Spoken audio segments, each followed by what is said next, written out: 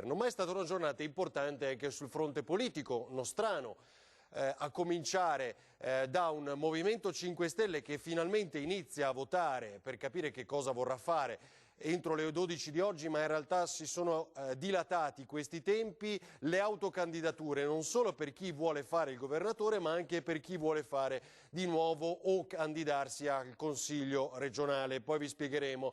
Doveva tenersi questa sera, ma molto probabilmente sarà giovedì prossimo invece la direzione del Partito Democratico per trovare finalmente l'accordo di questo candidato del centrosinistra, dal quale per esempio, cioè il campo dal quale per esempio si escluderebbe Italia Viva, Più Europa, Calenda, eccetera, eccetera. E anche questo sarà interessante scoprirlo tra poco durante la diretta, quando ci collegheremo con Roma. Ma poi in arrivo da Trieste, dove c'è stata un'altra polemica nel giorno delle foibe che vi diremo, Matteo Salvini non so se sono immagini in diretta queste, le possiamo vedere, ha finito da poco e sentiremo la sua intervista. Tony, sono immagini in diretta?